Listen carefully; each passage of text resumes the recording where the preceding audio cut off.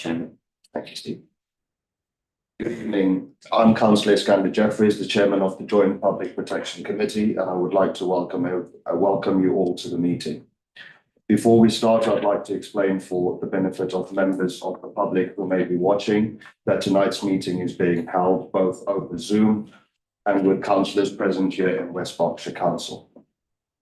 The meeting is being live streamed on YouTube, so members of the public are able to follow proceedings. The committee members in attendance are Councillors Nick Allen from Bracknell Forest Council and Councillors Justin Pemberton, the Vice Chair, and Howard Walston from West Berkshire Council. Councillor Sharice Welch, Bracknell Forest Council, is attending remotely.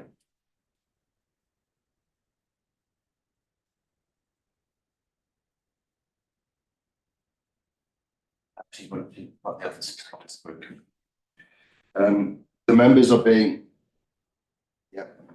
are being supported by a number of officers from the two partner authorities, including from the Public Protection Partnership. Officers are in attendance either in person or remotely. For any votes, only members of the committee in attendance in person can take part in the formal decision. They will be asked to vote by raising their physical hand. Thank you. Item number 1, apologies. Are there any apologies? Yes, indeed, Chairman. One apology from Councillor Jeremy Cotton. Thank you, sir. Item number 2. I'd like to ask if members are willing to accept the minutes of the previous meeting held on December the 16th, 2024 as an accurate record of the meeting. Please can I have a proposal to approve the minutes? Thank you, Councillor Walston. Is that fine? Thank you, Councillor. Please can members vote by raising their hand that they agree that the minutes can be signed as a true and accurate record of the previous meeting.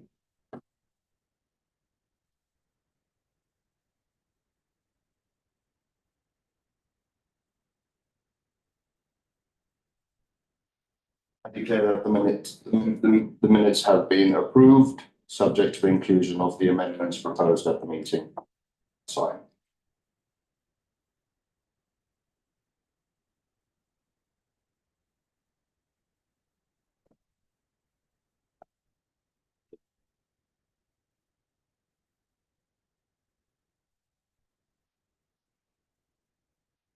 Moving on to item number 3, outstanding action from previous meetings. The outstanding items relate to an annual report and an ongoing piece of work. The vaping report is included as an item on the agenda, and we are regularly posting about underage sales activity on our social media platforms and include links to the relevant pages on our website giving information about requirements around these age restricted products. Members and officers, do you have anything further to add? No, thank you. Moving on to item number 4, declarations of interest. I'd like to ask the clerk if there have been any declarations of interest. No, Chairman, none in advance of the meeting. Only from the floor. Thank you very much, everyone.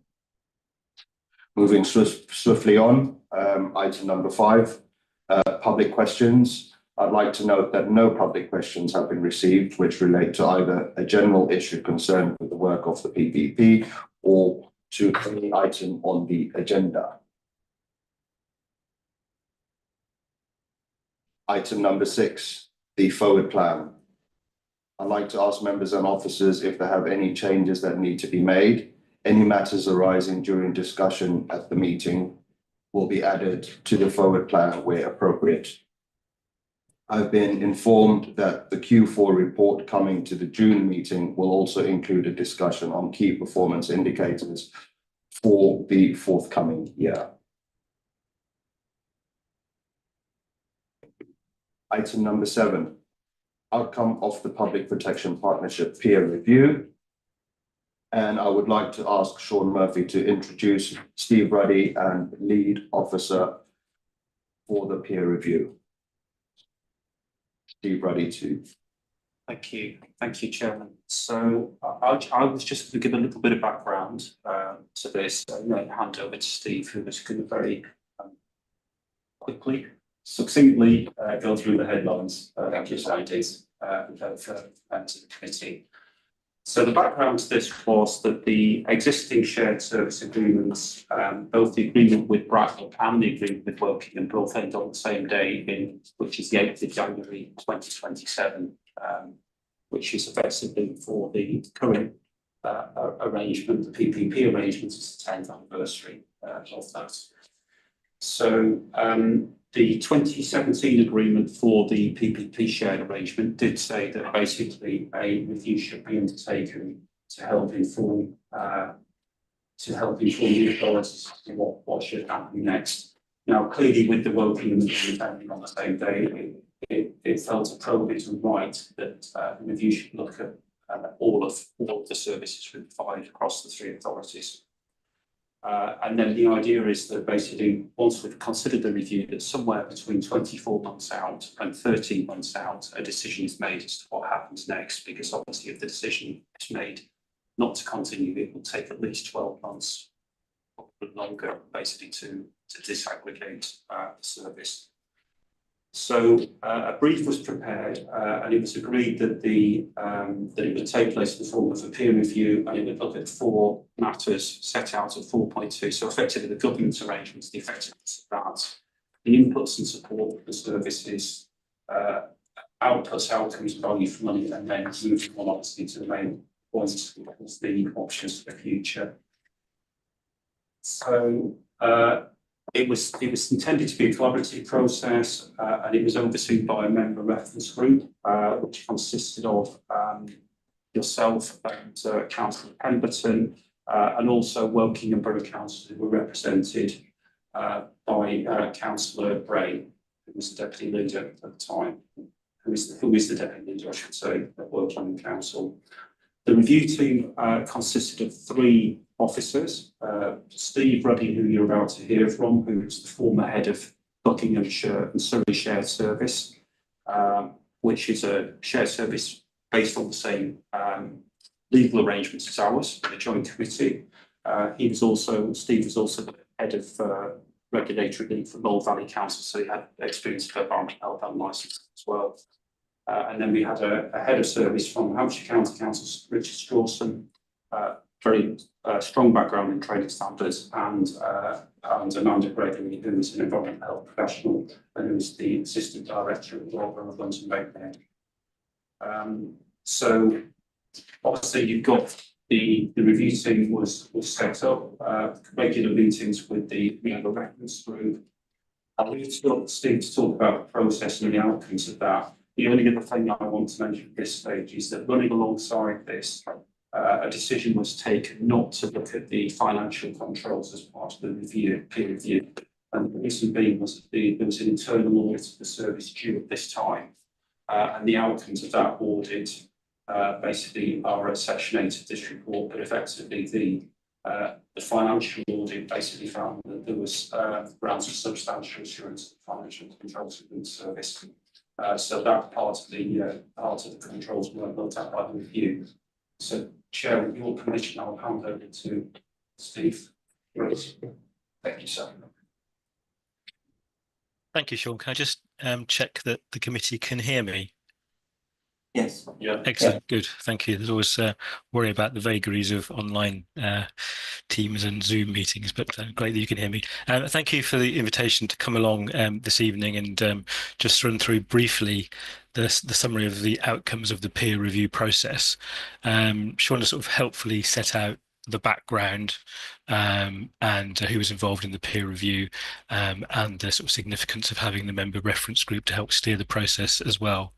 At the outset of the review, we did agree to focus on a number of core areas and attempt to answer some questions that were agreed in the terms of reference at the beginning, focusing primarily on governance, including joint committee arrangements, inputs and support to the service, outcomes, outputs and value for money, and finally something about the future. So The service was in depth. We looked at a whole range of background material, including performance data, performance reports, joint committee reports, strategic assessment that's produced for the service, a whole range of documentary evidential research, and also commissioned as part of the process a survey of members across all three partner authorities, and also a staff survey as well to get feedback directly from staff about their experience and perceptions of the shared service. And we also took a number of different pieces of information from other parts of the shared service. We also set up one-to-one discussions with each of the partner authorities and their lead members. So we had their sort of candid view of the shared service as well as a collective view as well. So quite a lot of background research into that process. The service, the conclusion of the review is the service,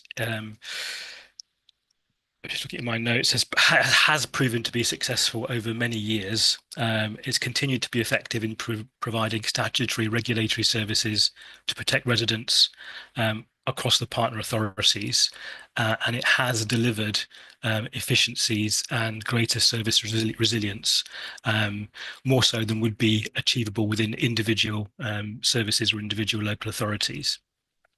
I think one of the strong themes which came out as well was that members in the partner authorities recognise the importance of the service and how it directly affects the lives of residents in the local authorities concerned.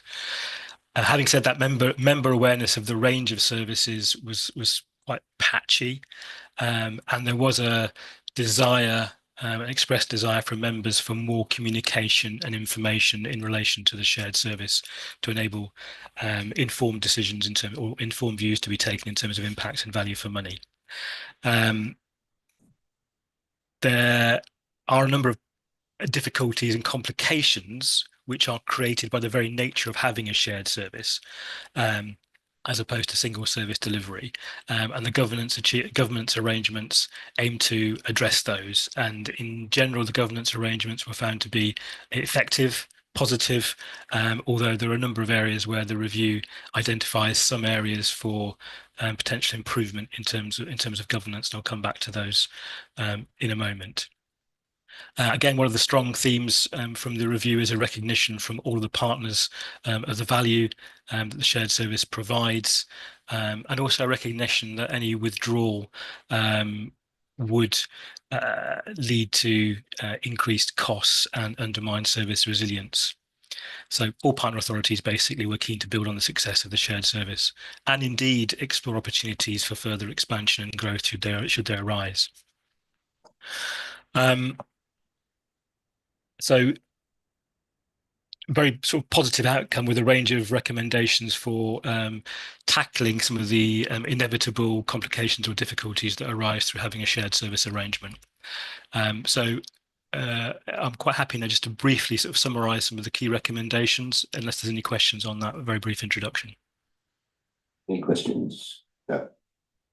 Yes, Councillor Watson. Given we have devolution coming up, and I don't know whether members from Bradford Forest have spotted this, but absolutely, we've actually said we're looking at going in with Whitehorse and South Oxfordshire. Yes. And that could throw a major spanner in the works. Correct. Yeah, I mean, that was one of the things I was going to bring up once you'd gone through the summary, was the fact that that, you know, if I mean South Oxfordshire and Whitehorse will have their own licensing and safety arrangements anyway, and they have their own staff. So, in fact, it says in this report that it should be continued to run by West Berkshire, and I'm thinking, well, once if it gets subsumed into a larger authority, where does that leave practical working on? I mean, there are two issues. I think the first one is that the other two are district councils rather than unitaries. Right, yeah. Which means if it goes that way, we'll be funded from a stronger part of the three. Okay. But also, I think it's easy to see what the government will say, no, you've got to go into Berkshire or West Oxfordshire. Yeah, okay. Yeah, Sean, did you want Chair, to add? but just, yes, I mean, that was the obvious points that you know that we're almost bound to come up. And it is something that we've recognised, and we have been in discussion with all of the leadership teams at all three authorities, basically to get some kind of sounding on that. Unfortunately, the review started back in October, and then this announcement came out, I think, in December, didn't it? So we felt it was right to complete the review as we were so far into it. And on top of that, there was actually a requirement in the contract to do that. So we have done that. But clearly what happens next is something that is going to have to be considered carefully. And the proposal in the report is that we will come back to this committee in June with a number of options. By then, hopefully, we may know a bit more. But we'll come back with a number of options, and then it will be to the committee to make a recommendation back to the individual councils for consideration. But at this stage, tonight was really about just highlighting the outcomes of the review. Thank you. Thank you. I mean, sorry. Yeah, over to you, Mr. Roddy. Okay, thank you very much. Yes, they're very good points, and as Sean was saying there, that the review was commissioned back in October. We did sort of consider the implications of the sort of governance announcements as we were going through the review, but felt it appropriate to complete the review. Having said that, I think one of the things the review identifies is the benefits of a sort of larger partnership, the sort of financial benefits, the economies of scale, the abilities to have sort of professional expertise that would be otherwise difficult to have in house, and I think it provides a sort of foundation, perhaps, and a sort of strong position for any future local government reorganisation. The service is a strong foundation to build on in whatever direction manifests itself in the future. So we recognised that was happening as we were finishing the review, but felt it appropriate to finish it anyway. And what I'll do, based on that sort of question, is just start at the end in terms of recommendations. So recommendation towards the end was that the service should be recommissioned by the partner authorities with the full range of services currently being delivered.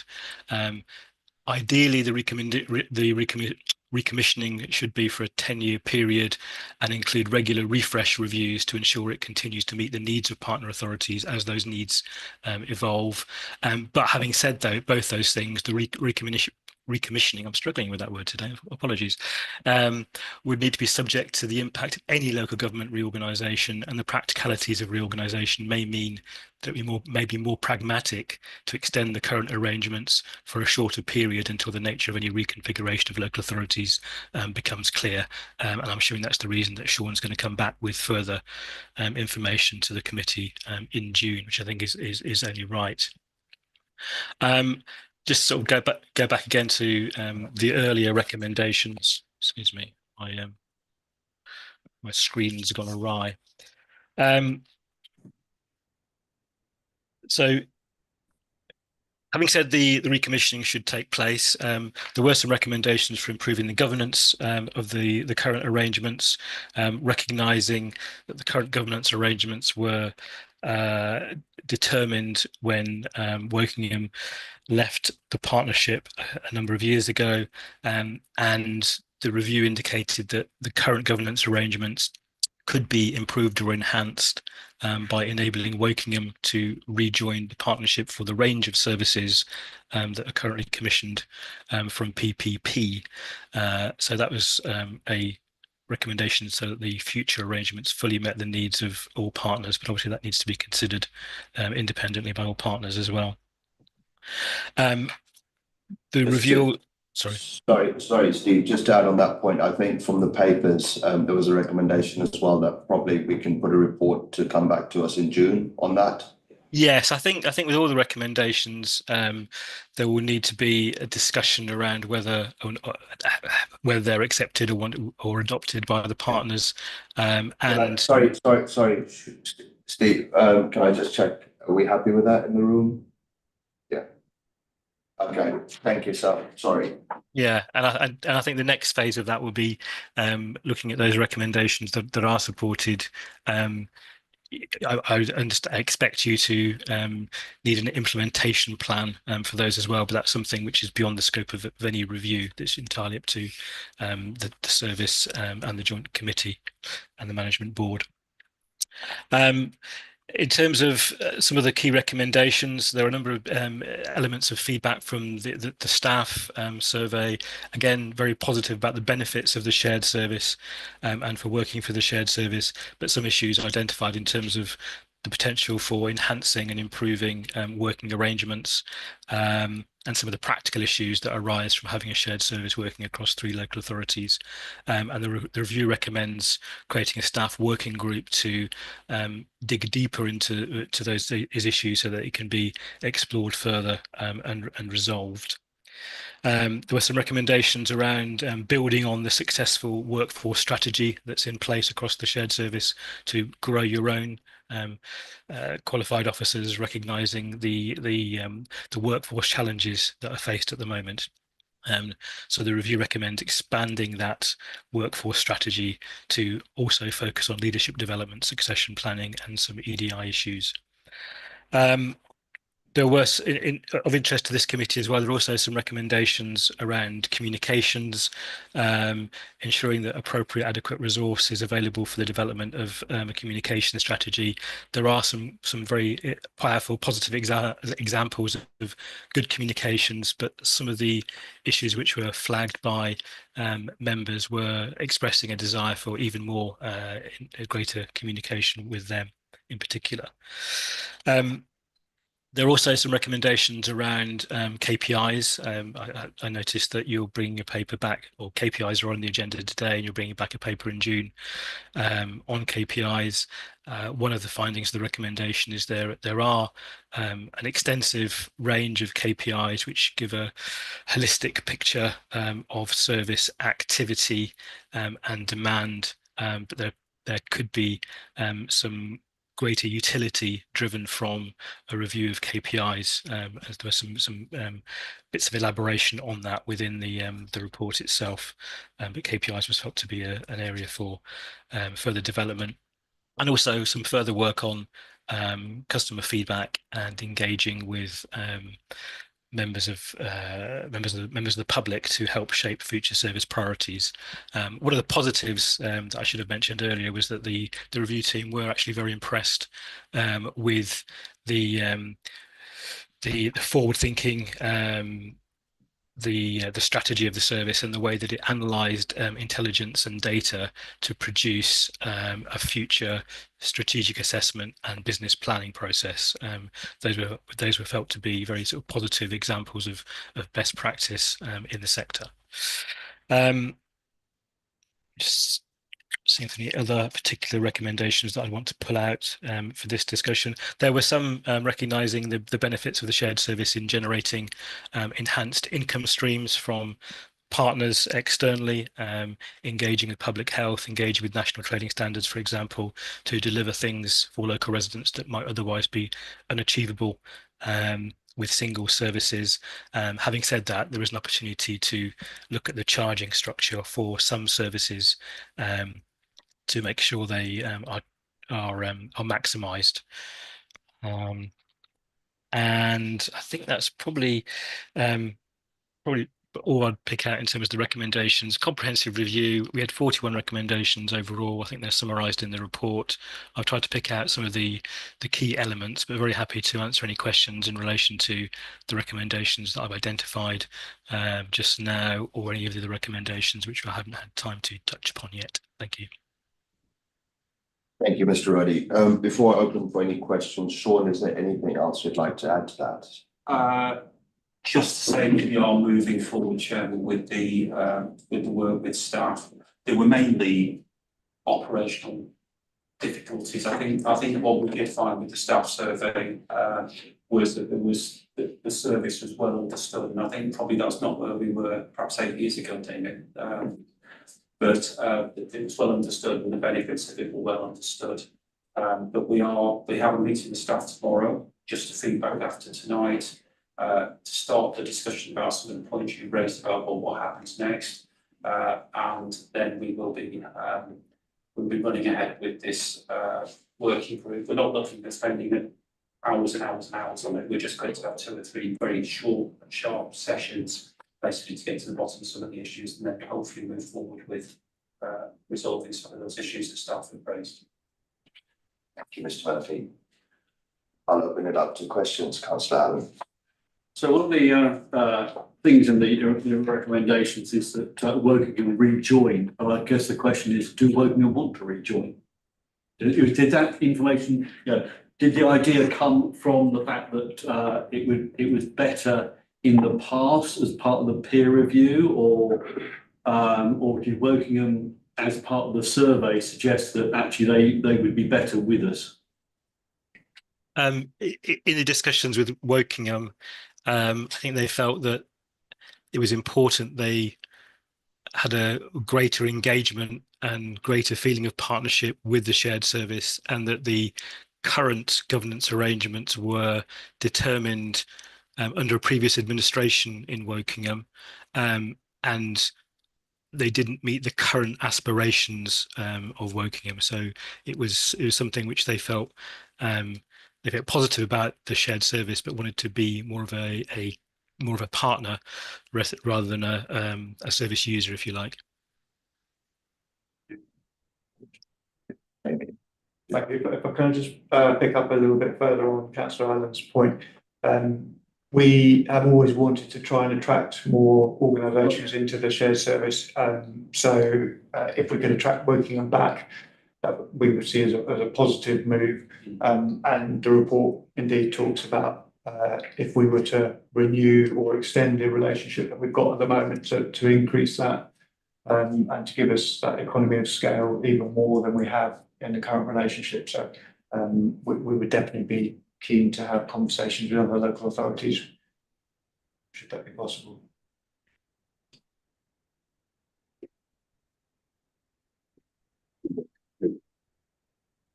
Seats over there.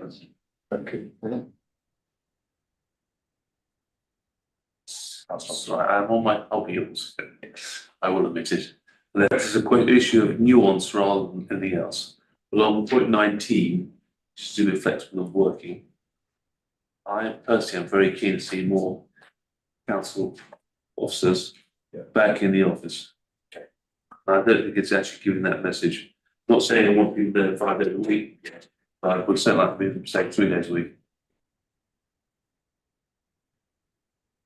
Something. Well, I mean, what I would say on that is, I think basically there are a lot of staff. I'm probably in the office more than anybody actually, and there are a lot of staff that I see very, very regularly. I think what Steve and the team here are alluding to as well as something around consistency, isn't it, Steve? Basically, so there are people who are there on a regular basis, almost daily basis, and there are people that we see less often. I think it's probably, but I guess that's the same across the whole organisation. So it was about consistency as well, I think, this point, isn't it, Steve? Yeah, I think there was an issue of consistency, and also I think the issue of some members of staff, particularly if I guess someone's new to an organisation or new to a team, need to sort of feel part of that and actually see their line manager or see their colleagues with a reasonable degree of frequency. And I think there was an issue about sort of consistency and clarity, and part of the review recommended some form of I think the staff working group that Sean alluded to would be a good place to start thinking about this, to articulate the clear expectations of the service, but based on the needs of the service, the local authorities, the users and the members of staff, to actually make sure that those are articulated clearly and applied consistently. Yeah. Thank you. Any further questions? All right. I suppose the other thing I'll add is thank you, Mr. Ruddy, to you and your team for conducting this exercise. It really is valuable, and it's a document as well that can be shared, and it's comprehensive. And when people don't understand what the PPP is about, this is a type of document that we can refer them back to, which gives them a good overview. So thank you very much on that. I suppose my final question, and in your experience and experience with the team that conducted this report, and this is just a very cheeky question, so I apologize well in advance.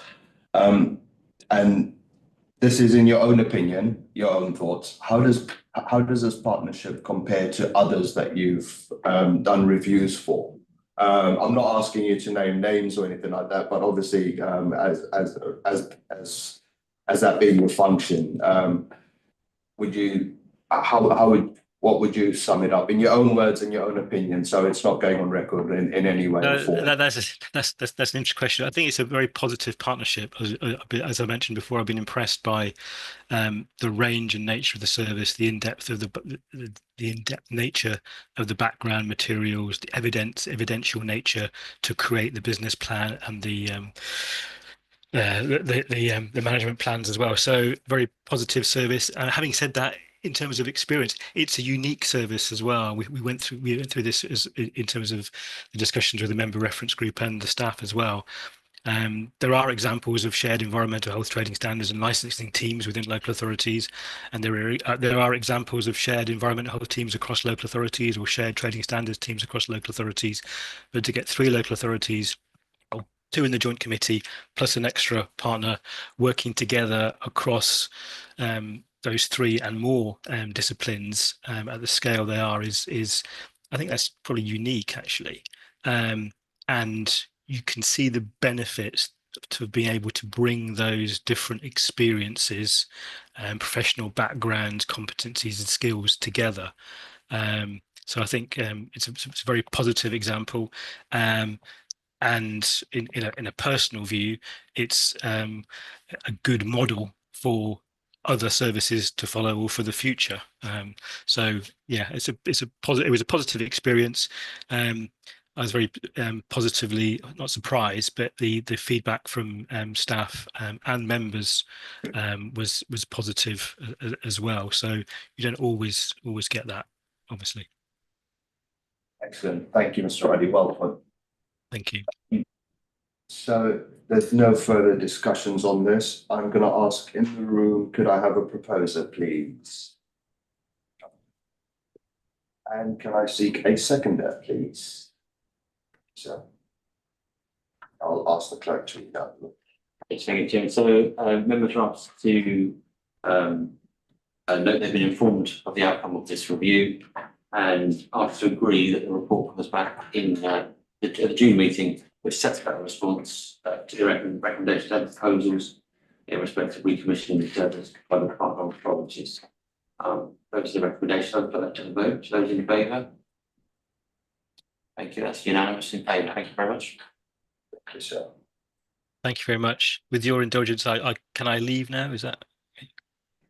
Yeah, yes, you may. We were considering holding you hostage, but I think it's dinner time. No, I mean, I'd like to just express my thanks as well to everyone I've been working with, particularly to Maura Fraser, to Sean, members of the member reference group as well, and to the staff and members that engaged so positively with the service. It made it a pleasure to do. Thank you. Thank you very much. Thank you.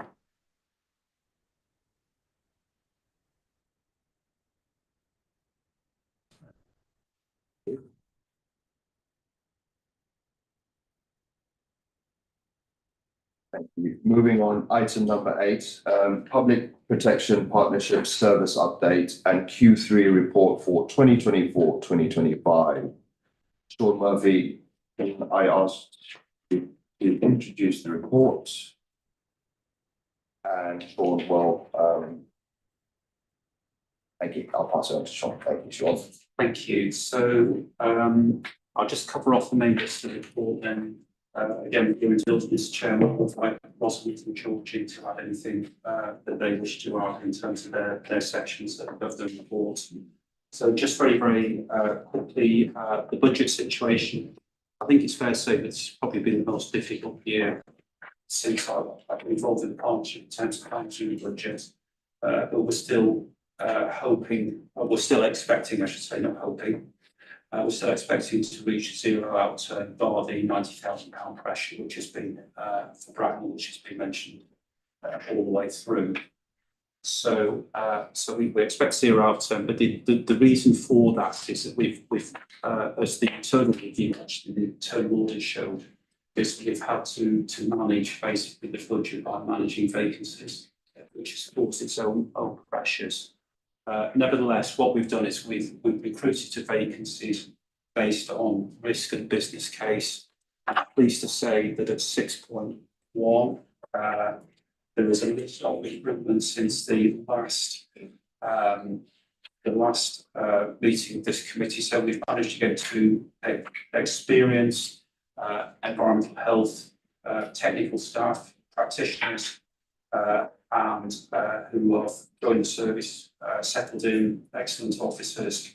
We've also finally managed to recruit the vacant private sector housing team manager role. Again, that was one of the posts we did need to hold to manage the budget.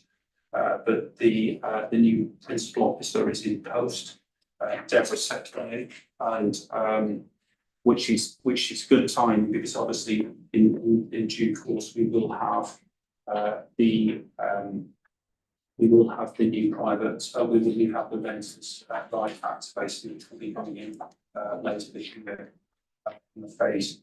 Then we've managed to appoint a casual on a casual contractor case officer to help us with some of our capacity issues. We did have a agency lawyer for a short time, but we tried to restrict that because of the cost of that. But we've managed to get somebody on a casual contract. Sharing with colleagues in Reading and Oxfordshire, basically we've managed to sharing the cost.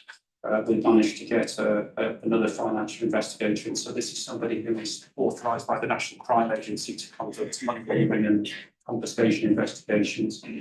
Another excellent officer that's joined us from PC background, and we've also basically had an internal appointment to our senior training science officer.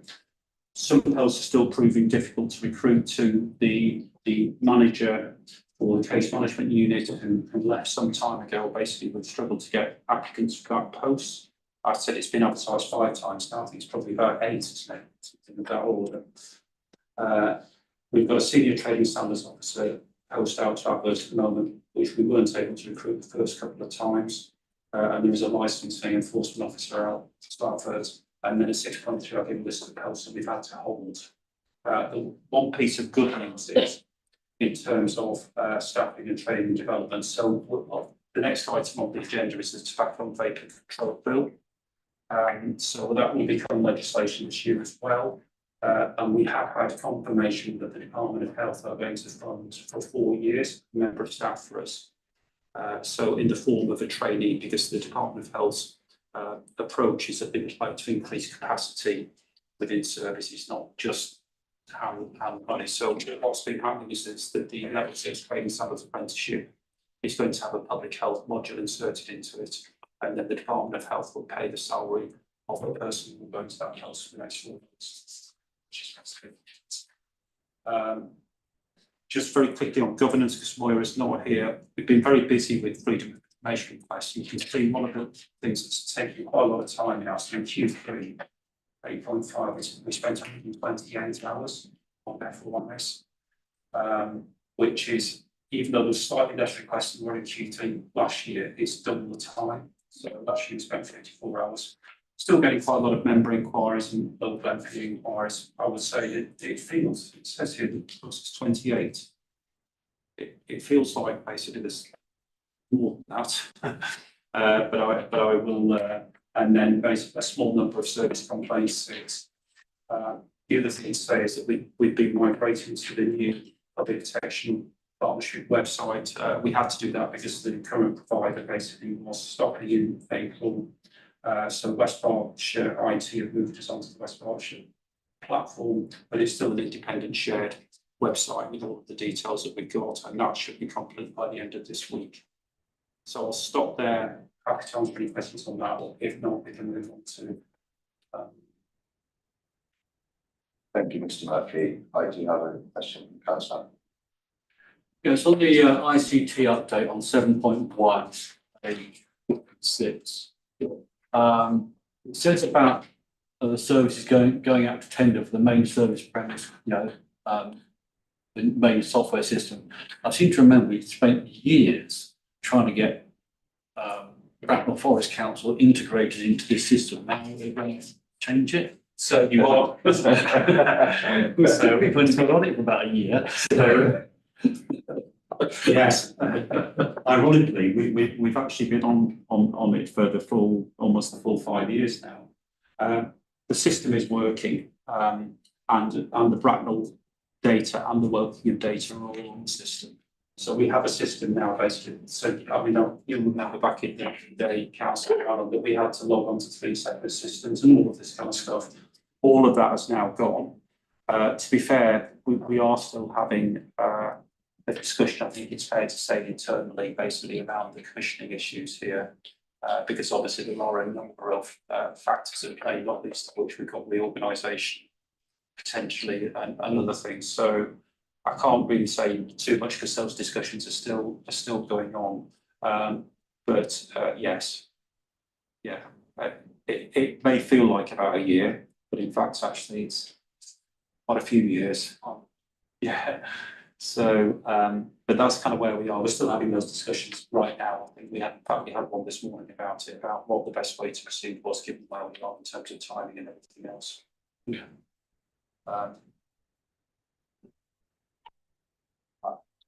Councillor Manders. Yeah, sure. Just going back to bullet point 6.3, the post which being held as vacant.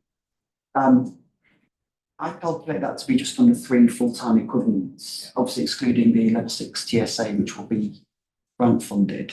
They're obviously deliberately being held vacant because of budget pressures. How does that compare to where we've been historically? Are we going down or up, or what's sort of the general trend?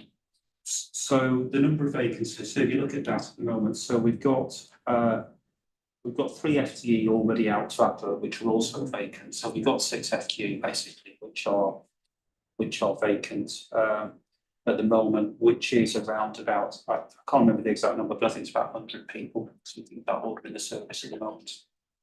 So not FTE, but in terms of FTE, that probably is going on for 10% of the FTE.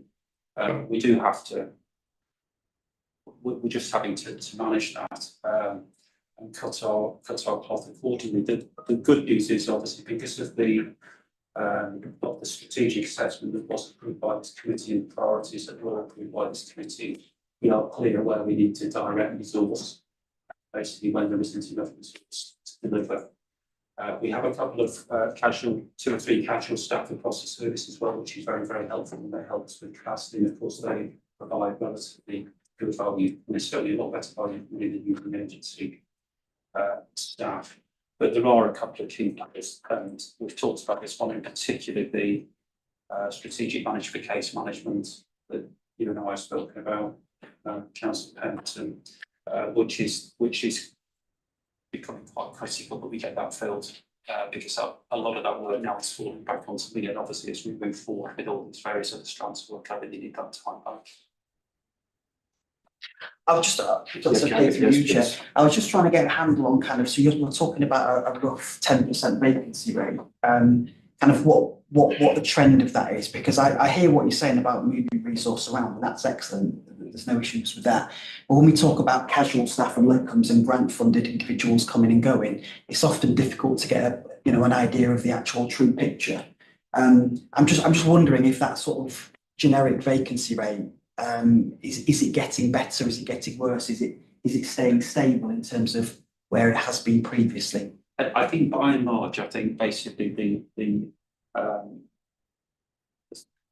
the situation is better because we've had teams, didn't we, in the past. I mean, David, you may want to come in here, but for example, we had a point where the licensing team was running at about 50%. We've now got basically 1 vacancy. I think the benefit of where we are now is that where we have vacancies, and because of the way that we've managed it and the way that we've held them, is that they're spread, not concentrated, because in the past we've faced risk where basically the vacancy rates were concentrated. In terms of overall picture, I would say that this is about probably where we are as a service on a fairly regular basis, but it's certainly been worse than this. Yes. Yeah, thanks. Just to support what Sean has said, a couple of years ago we were in a significantly worse position than we are now. Through some grow your own initiatives that we've had within the service, they've been very, very successful. And in fact, we're talking now about how we can repeat something along those same lines. But yeah, Sean's absolutely right. We're actually in a fairly stable position, albeit there are a couple of positions that we'd really like to fill now. Around about the 10% vacancy mark is kind of where we are reasonably comfortable to be. Just one more. Yes, Sorry. of course. I noticed as well at the moment we've got 2 officers on maternity leave. That I guess that's particularly unlucky. I'm guessing also it's unusual. Well, for them, but obviously doesn't help us. Presumably that's having an obvious impact. And do we know when those periods of maternity leave are likely to end? And have we got contingency in place to deal with that? So in fact, actually, I think since then, one of them has come back, so we're down to 1. We did have, I think his previous reports have said, I think at one time we had 4 people on maternity leave as well. This was on top of the vacancies.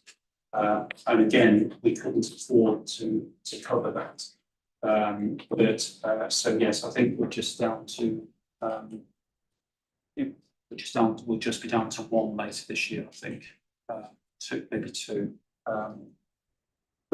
Yeah, again, it's obviously we're moving stuff around all of the time to try and balance this up, to try and balance the resource. And as I said earlier on, very, very, very focused on the priorities set by this committee. Just what we do. Thank you. Thanks, Alan.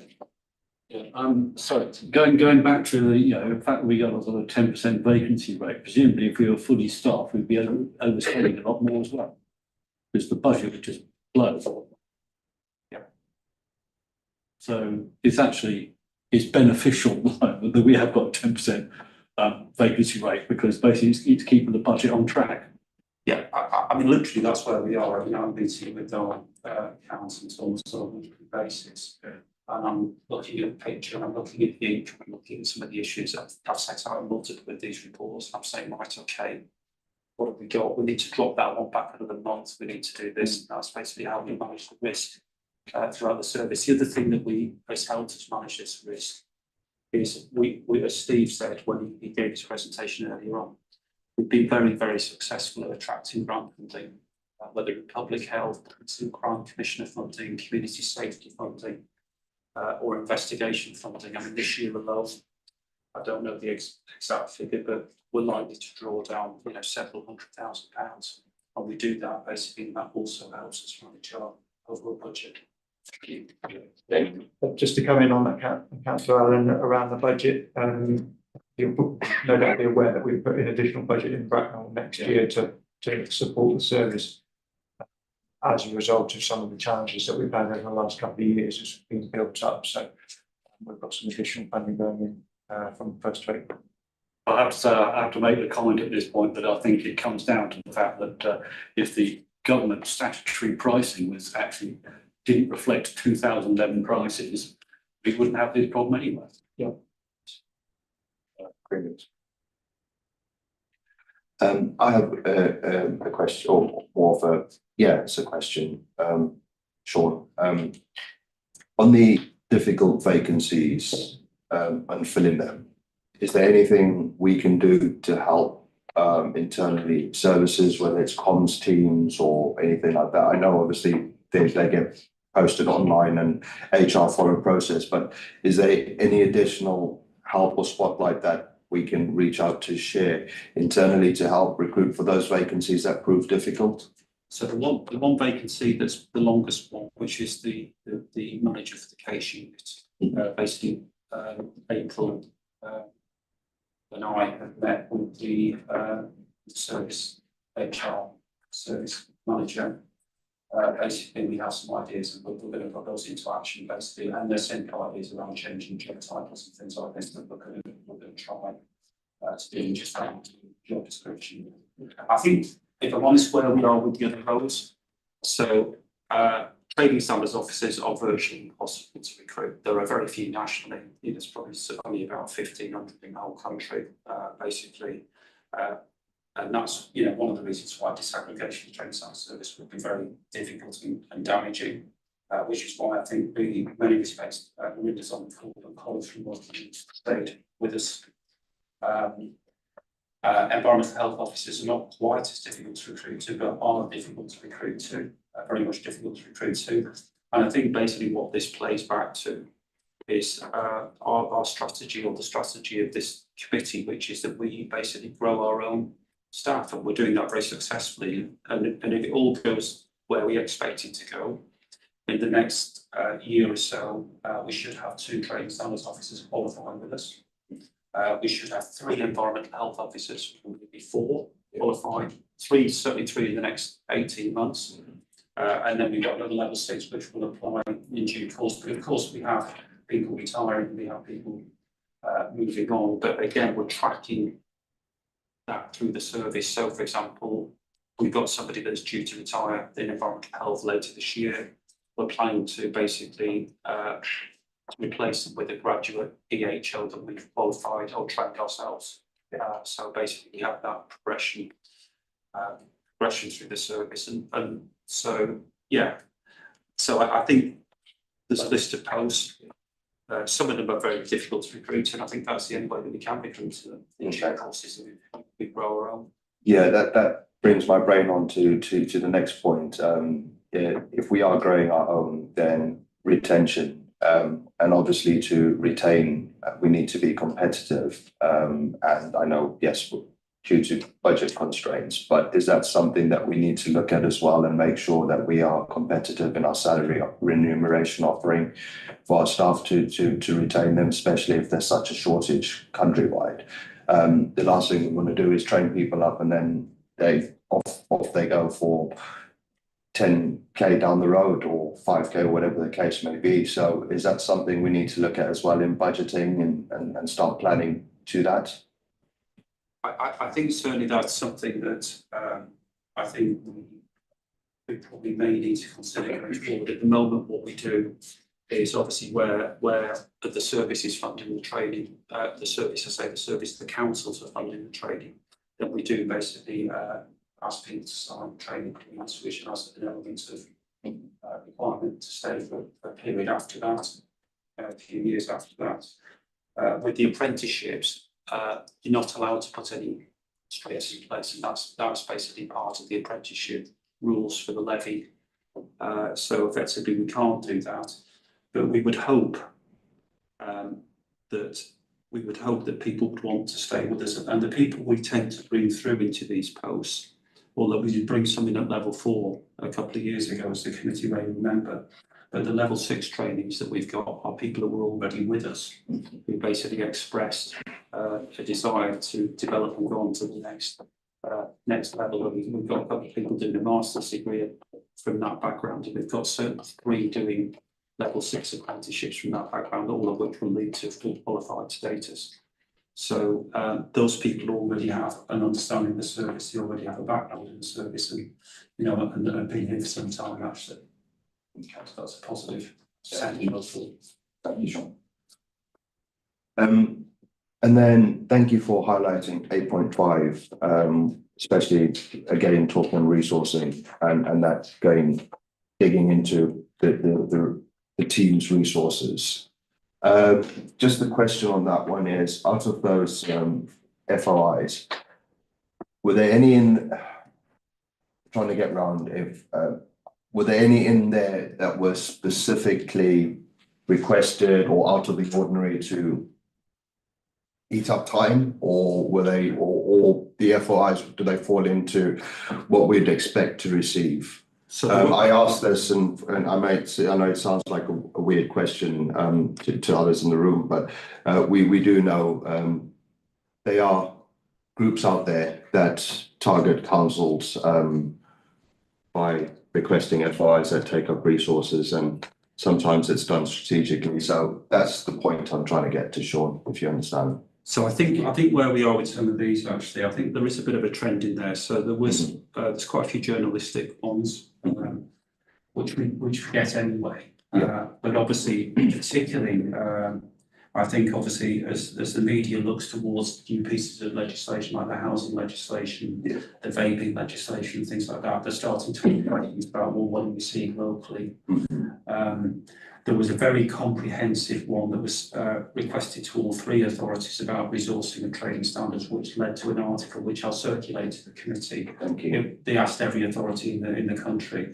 It was a lot of data they were looking for, but effectively it was a piece to show that effectively really what it was saying was that trading standards didn't have the resource to do with all the things that it did, and over the years that the numbers of staff have been cut on a national basis. It's certainly not, but that's not the case locally.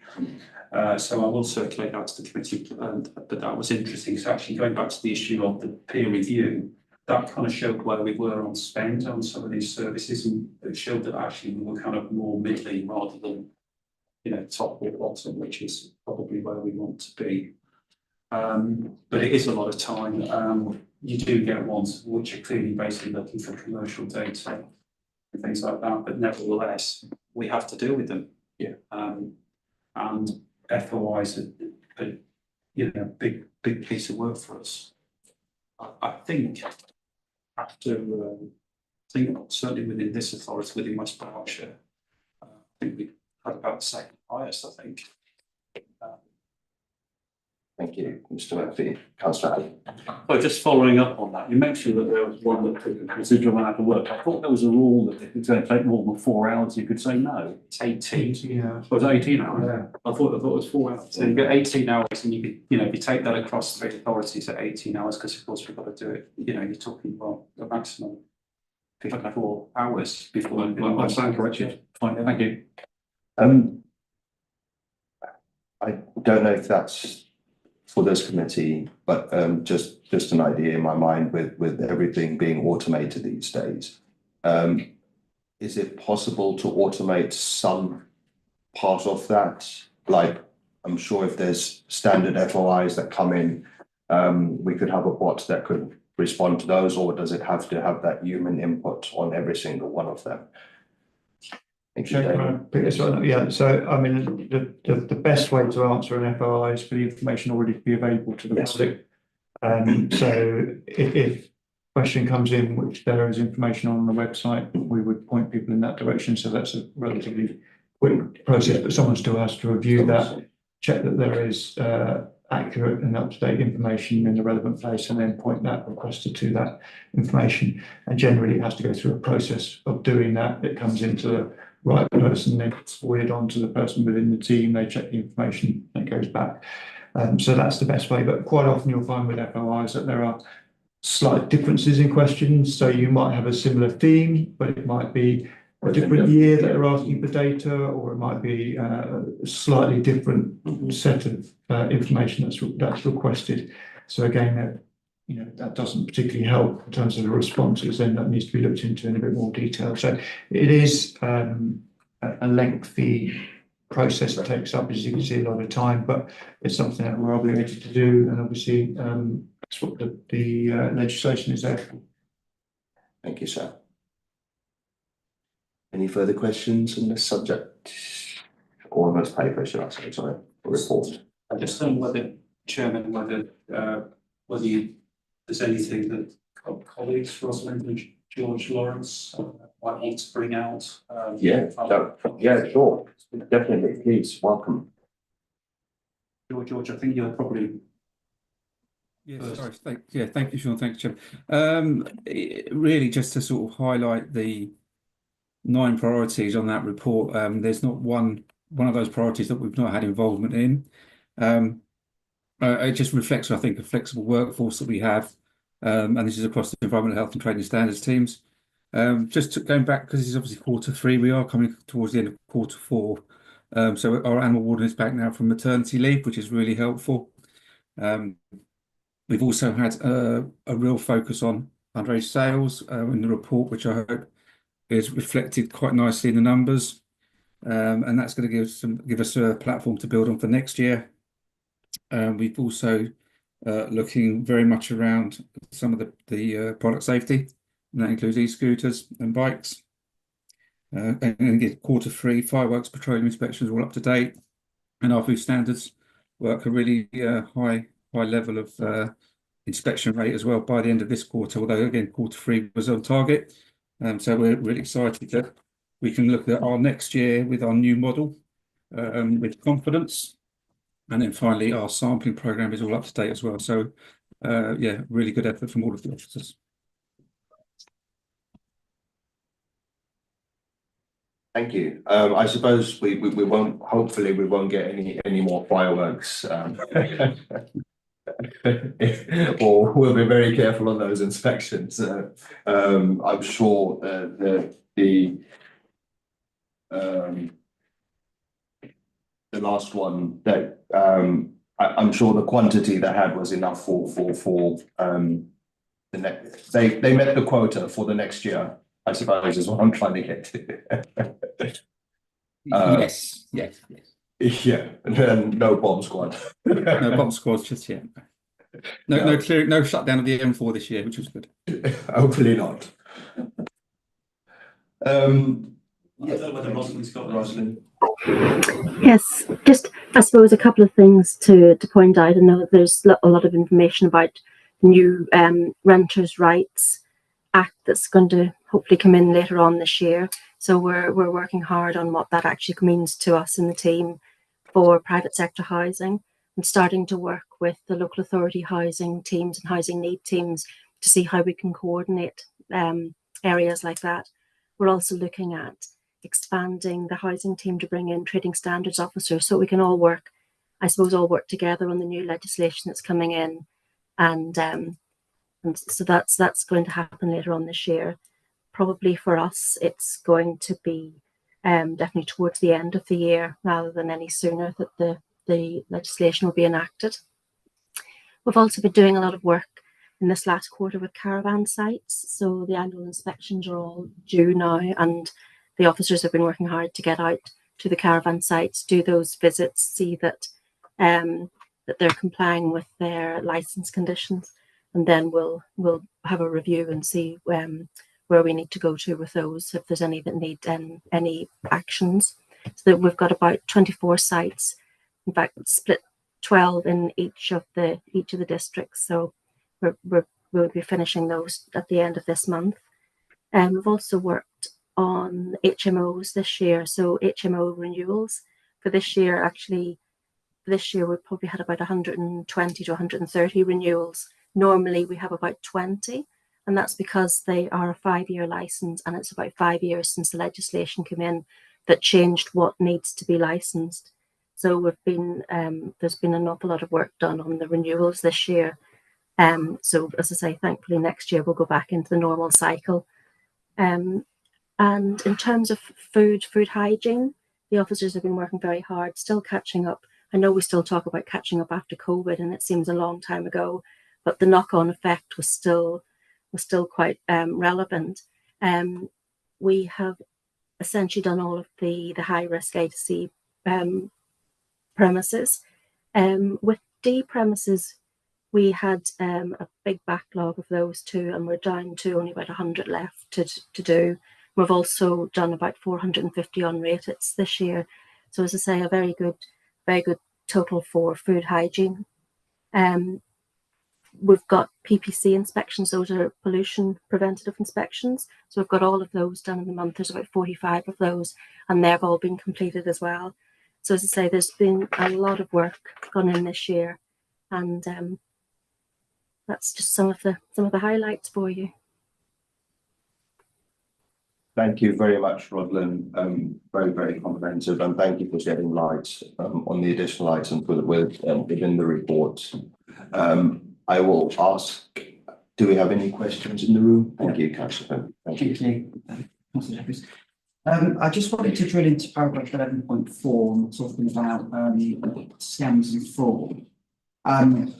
I know, Sean, you and I particularly have had many conversations about the great work that the team do, really quite complex and thorough work to detect and prosecute criminals and recover money for some of the victims that are involved.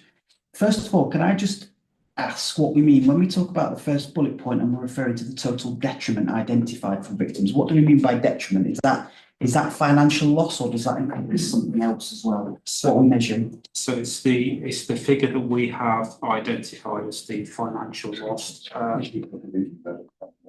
It's not, I'm afraid, no. Well, let me talk, continue on.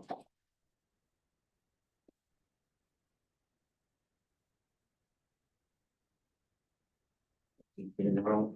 So for example, when we're investigating things like unfair trading or fraud, for example, we may well get an expert report that tells us what the value of the work is that has been done. So we're able to basically look at the value of the work that has been done, the work that's been charged, for example, and where there's fraud and things like that. We're able to basically put a figure on that. So what we're talking about there basically is across the PPP area, and this was at the end of February, across the PPP area, the total loss to the residents within the PPP area that we have identified as £1.36 million.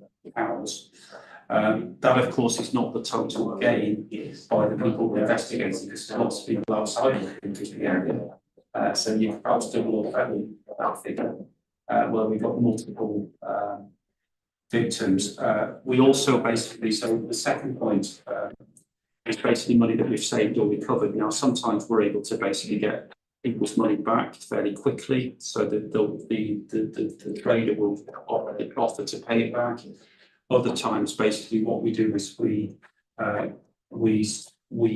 intervene and basically say that effectively we will effectively advocate on behalf of the residents, and then the trader basically is asked to negotiate with us, not the residents.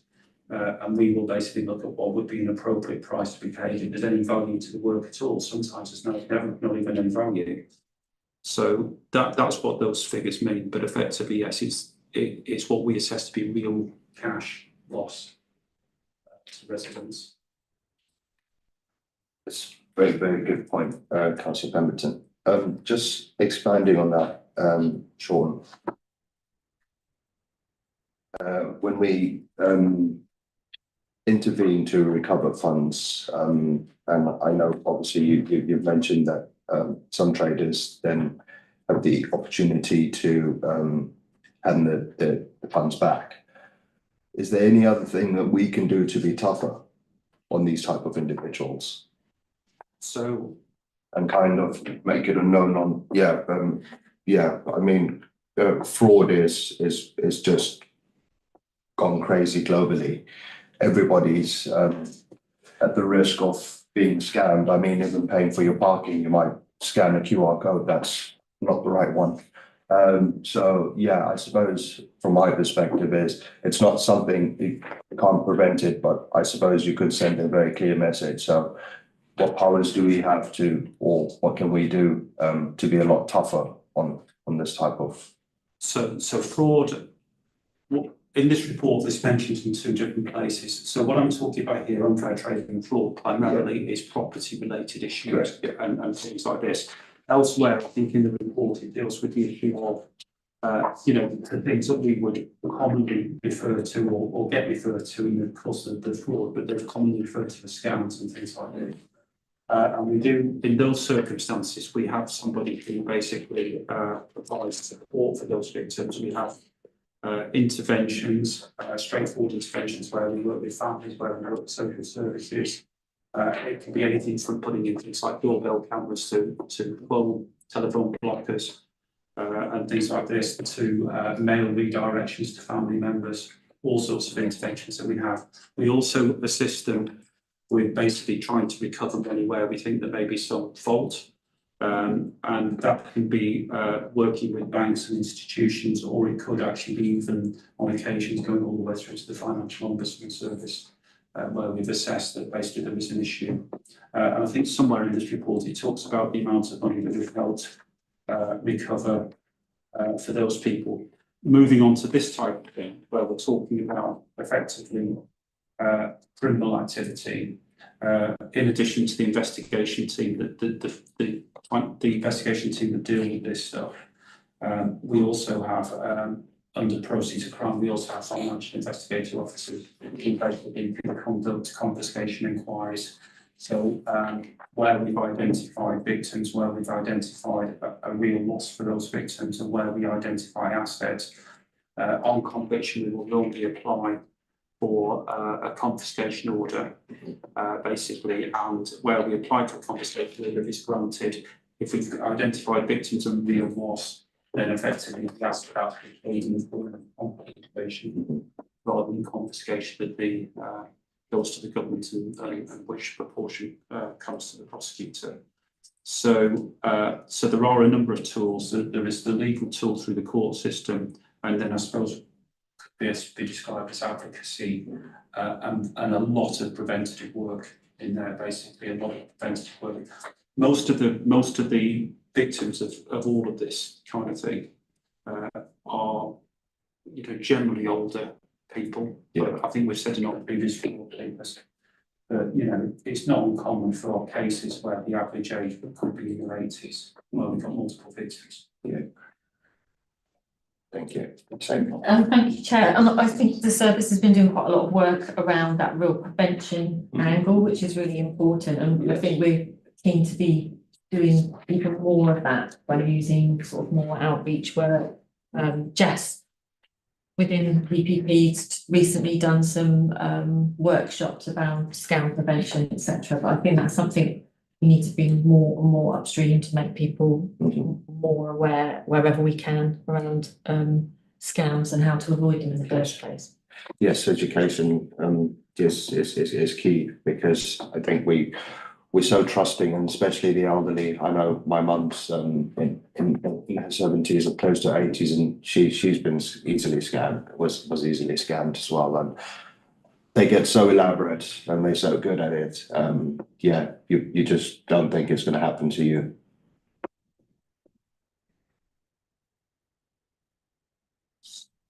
So the only thing I would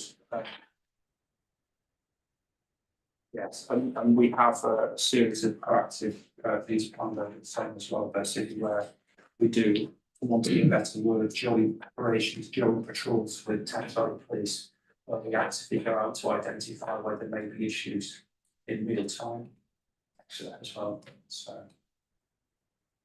Thank you very much, Mr. Manning. Any questions? Yes.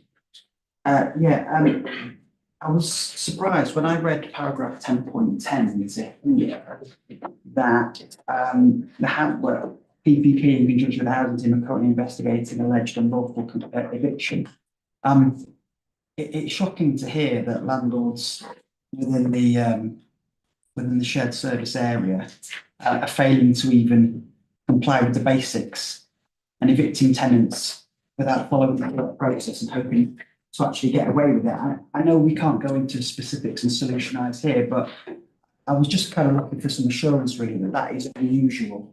We don't see much of that, and we have jumped on that pretty quickly to try and find a resolution. So we don't see much of it, but obviously the law is due to change at some point. So effectively, in the briefing note, you'll see that was attached to the appendix of this. So obviously they're looking to dispense with section 21. It's called no fault, no reason evictions, I suppose is the best way of putting it, and strengthen some of the other eviction issues within the housing legislation, so section 8 evictions.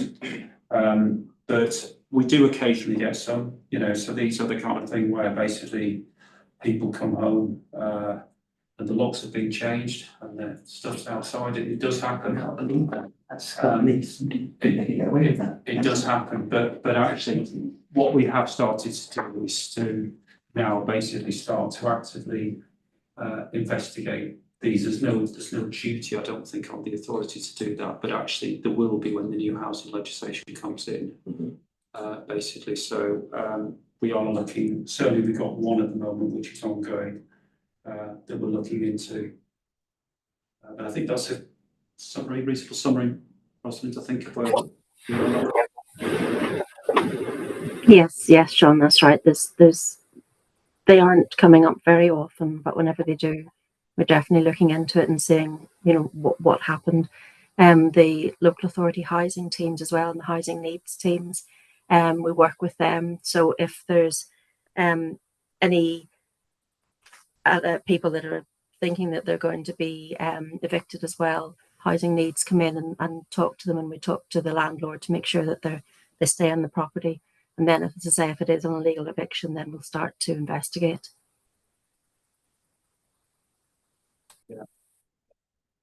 I think just to follow on that one, I know the new legislation is coming in.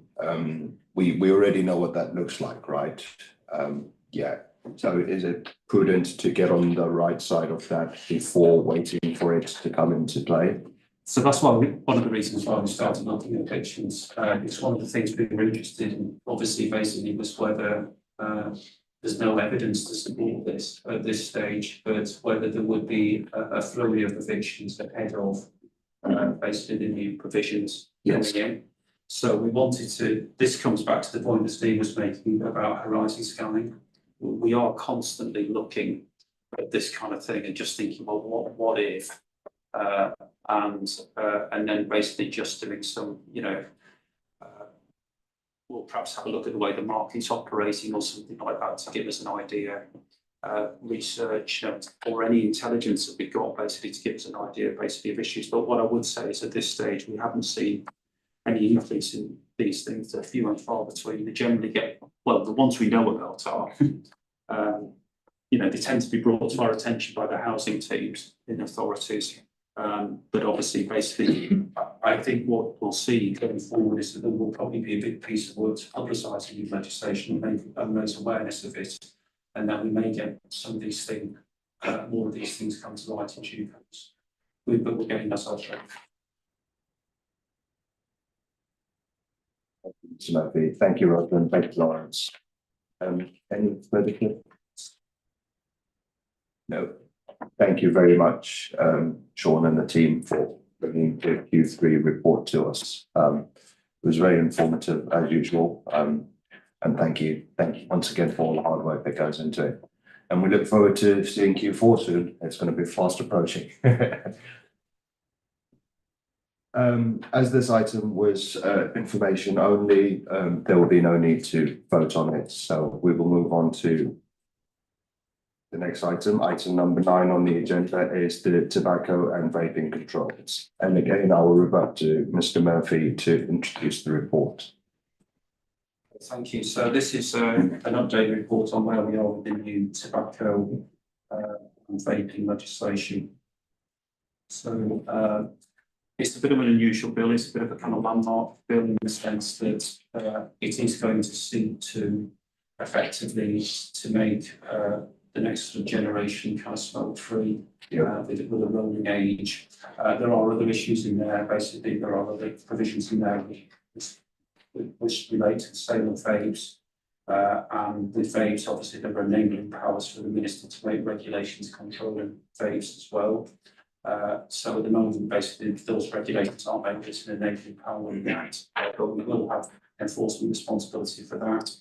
We will have enforcement responsibility for the new age restrictions about tobacco, and then there's a range of new powers in there, and they include things like power to issue fixed penalties and things like that for the sale of those. You'll see from the other report that we have that we've increased the level of test purchasing in this area. In any case, to give us an indication again where we are in terms of compliance level. But I think at the time of writing the previous reports, we'd have 4 sales out of 50 attempts on vapes. I think that's gone up slightly since this report was written, because we're doing it all the time. But obviously 4 is too many, given the public concern about young people.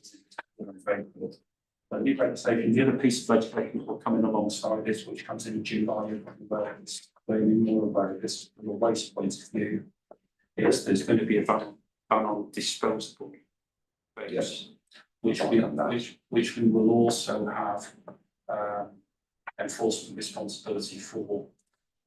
So it'll be interesting to see where that is with compliance. Because I suspect there'll be a lot of disposable vapes still around. when the time comes and where they will link up. Very interesting. Yes, exactly. That's a very good point, because if there are stores out there that already have stocks, what are they going to do to dispose of those stocks? Or whether there's going to be a transition or something like that, but that's due. At the moment, it looks like a hard line balance, doesn't it, from July? Will we be able to offer any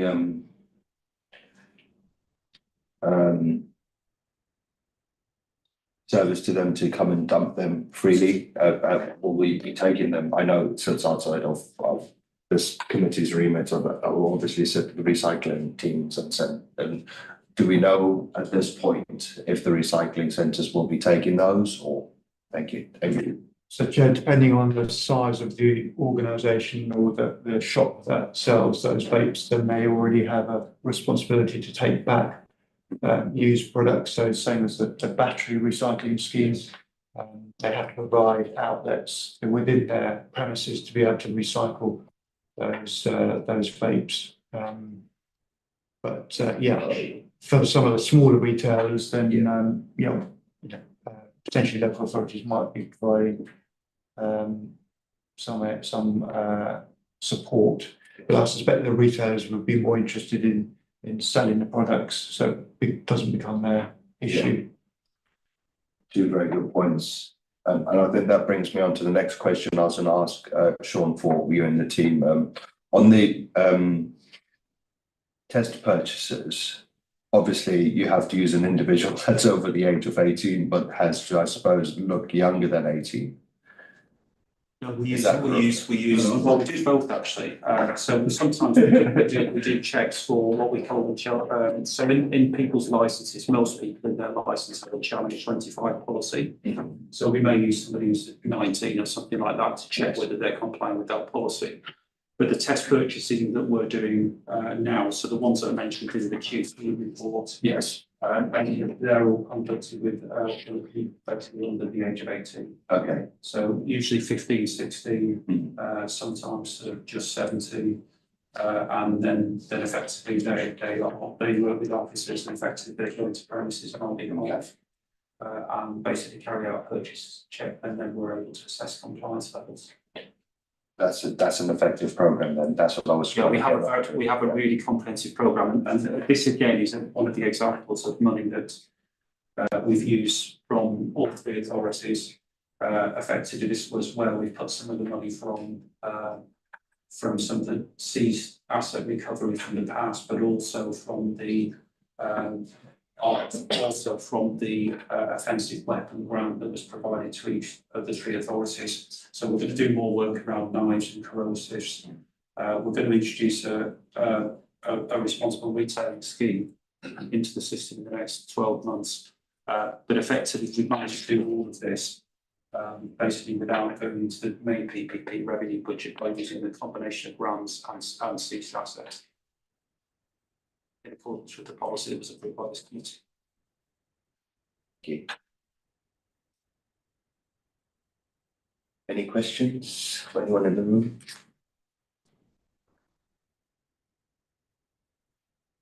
Okay. Just a comment, Chair, that the team are working really hard. I'd like to commend them.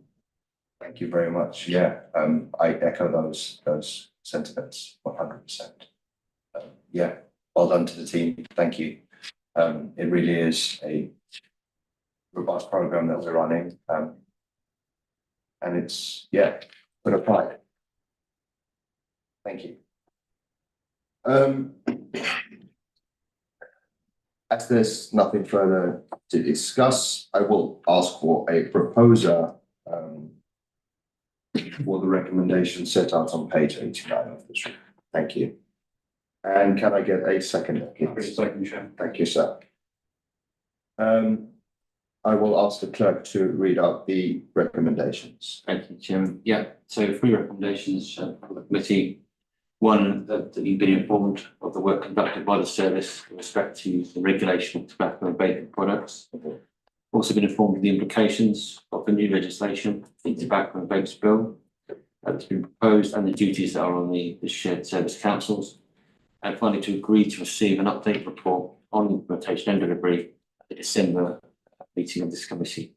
So I can go to the vote. Unanimous approval, thank you. Thank you, sir.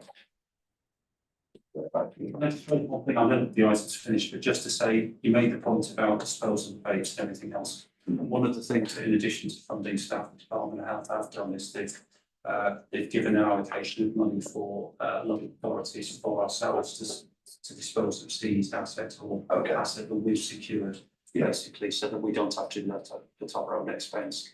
Okay, So thank you, that's helpful as well. Yeah, because the destruction sometimes can outweigh the actual cost of the product you're trying to destroy. Item number 10, the Water Safety Partnership Annual Report Review of 2024. As this item is for information only, we are not intended to discuss this item tonight. If members have comments or queries, officers will feed them back to the partnership. Yes, sir. I couldn't see any mention there of polluted water and sewage getting into there. I just wonder what the linkage is, or what the officers can advise what the linkage is with the Jubilee Environment Agency. That's a very good question. Are we able to answer that or take that away and come back with an answer for Councillor Wollaston? So that is a separate strand of work that's done by the environmental quality team. The ultimate responsibility for pollution in water courses obviously rests with the Environment Agency, as you should be aware. But we do basically, we've done an awful lot of work on issues around sewage and things like this, and working closely both with the Environment Agency and also basically highways and Thames Water as well. I just wanted to read The partnership basically is really around safety. It's about water safety and primarily safety. Well, for both adults and children. It's primarily an awareness raising thing, but also they have done some practical things. For example, they've put emails safety. I just want you to have some joined up thinking. So Yeah, no, it's a really important point actually, because obviously water pollution is another message, isn't it? And the risk of infection and everything else. I will take that one back actually and make sure that that's picked up with the partnership this year. I mean, we saw last week, it was a hot topic, I think, with the individuals turned up at Thames Water and tried to issue citizens arrest for the CEO and a few other board members. So it's definitely a hot topic at the moment. And it will be interesting to see what we're doing in the partnership to ensure that we are keeping our waterways safe. We'll certainly add that into the public information cycle this year about basically that, you know, you can't assume that the water is safe, yes, in terms of quality either. I did note in the report earlier on, we did have somebody just completed their water safety back in February, was it? So yeah, we definitely have the resources. They might be a bit stretched though, but yeah. Okay. I'd like to note that all business has now been concluded, and I'd like to thank everybody for attending, especially those in person. Thank you as well to those online that attended, and thank you to all those that contributed. The next meeting will take place on the 9th of June 2025 at Bracknell Forest offices, Bracknell Forest Council offices. And I will wait for that to confirm that the live stream has ended. So until then, we shall all hold our breath. So it has ended. Thank you. There was 3.